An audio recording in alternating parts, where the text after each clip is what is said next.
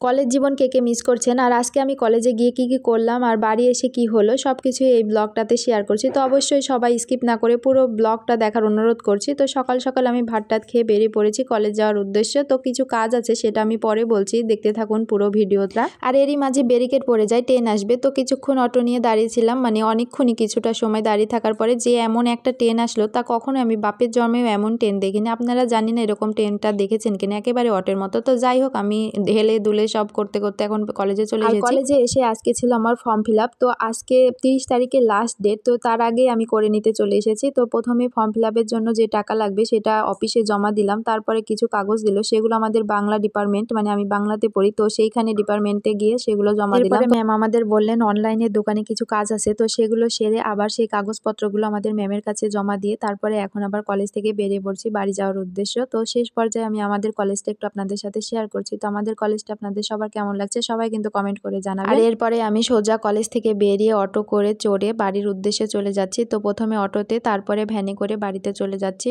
আর যেহেতু এখন শীতকাল সেজন্য ভ্যানে চড়ে যেতে অনেকটাই বাতাস লাগে, তো যার কারণে অনেকটাই মাথা ব্যথা আমার হয়, মানে ঠান্ডা খুবই লেগে যায়, চোখটা খুব ব্যথা করে। তো যাই হোক, ভ্যানে করে যাচ্ছিলাম। আর এইখানে ফোনটাকে আমি জানি না কিভাবে ধরেছিলাম, শুধু নড়ে চড়ে যাচ্ছিলাম, আমি বুঝতেই পারিনি। পরবর্তীতে ভিডিও দেখার পরে আমি বাড়ি চলে এসে চান টান করতে করতে প্রায় 2টা 30-এর মতো বেজে গেছিল। তো যাই হোক, এখন আমি কিছুটা সময় রোদে থাকার পরে তারপরে এখন রান্নাঘরে আসছি। তো যেহেতু আমাদের বাড়িতে কিন্তু কিছুদিন ধরে কাঠমিস্ত্রিরা কাজ করছে, তো তাদের জন্য প্রথমে আমি ভাতটা বেড়ে নিচ্ছিলাম। আমার মাই সবকিছু এগুলো রান্না বান্না করেছে। তো যাই হোক, আমি কিন্তু একে একে সুন্দর করে 2টা থালে ভালোভাবে ভাতটা বেড়ে সুন্দর করে হাত দিয়ে সাইজ করে দিচ্ছিলাম। আর এইদিকে আমার মা মাছের ঝোলটা তুলে দিচ্ছিল 2 বাটিতে, কারণ দুইজনই আজকে আমাদের পাট, মানে আমরা আঞ্চলিক ভাষায় পাট বলি। আর আজকে দুপুরে রান্না বান্না করা হয়েছে খুব সিম্পল আইটেম আর কি। তো ডাল, মাছের ঝোল, শাক আর বেগুন ভাজা। তো তাদেরকে বেড়ে টেড়ে দেওয়ার পর এখন আমি খেতে বসে গেছি। তো আমার একটু ডিমটা বেশি প্রিয়, তো সে কারণে আমার মা আমাকে ডিমটা সিদ্ধও করে দিয়েছিল। তো